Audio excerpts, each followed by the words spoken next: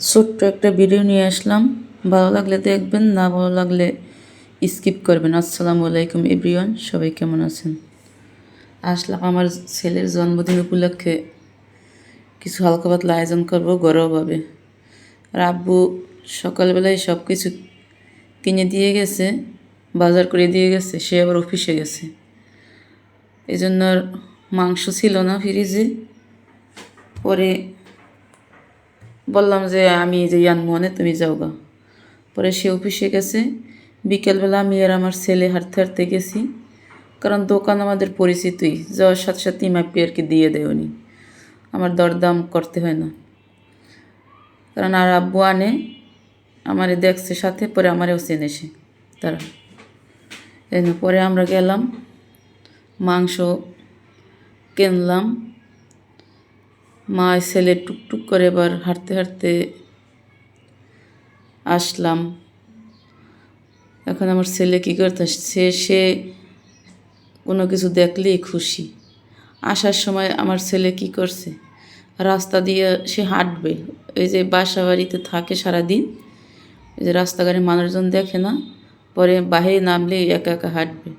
এই আসার সময় দেখে যে মাদ্রাসা আমাদের বাসার পাশেই, এটা দেখে পোলাপান খেলাধুলা করতেছে, সে একবার দৌড় দিয়ে গেট খোলা আর আমি ভিতরে ঢুকে একবার মাদ্রাসার ভিতরে ঢুকছে। এখন আর আমি ডাকি আসে না। পরে বাচ্চা পোলাপানগুলো এবার নিয়ে আসছে, হ্যাঁ আসে না, পরে আবার নিজের ইচ্ছেই আসছে। এই আবার সবার সাথে হে হাত মিলে সালাম দেয়, সবার সাথে হে পরিচিত হয়, সে এত চালাক। পরে আমরা আসলাম, কষ্ট মষ্ট করে বললাম যে আমি আর যাব না ওই ছেলেরে নিয়ে। পরে এখন কিছু রান্না বান্না করব, তাই বিরিয়ানি রান্না করব গরুর মাংস দিয়ে, সাথে কাটা আলু দিব। আর এদিকে মাটির আলু আনছিল ওর আব্বু সেদিন, সেটা রয়েছে, সেটা আবার রান্না করব গরুর মাংস দিয়ে।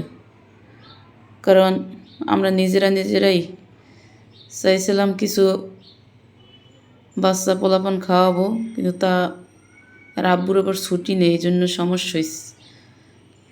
অন্য একদিন আবার খাওয়াই দিব। এটা ছিল আলু বোখারা। আলু বোখারা তো আমার অনেক পছন্দ।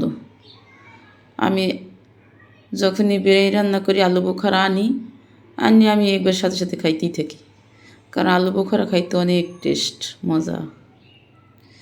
এদিকে এখন রান্না বান্না শুরু করব আমি। এগুলো আর কি সব কিছু কাটা ধোয়া বাসা শেষ প্রায়, এখন রান্না বান্না করব। 100 গ্রাম আলু বোখারা আনছি, কত 60 টাকা 70 টাকা রাখছে, অল্প কয়টা তাও, কারণ আলু বোখারা হইলে অনেক দাম। তাও ওই বাজার থেকে আনছি, এই জন্য কম রাখছে। আমার যে দোকানে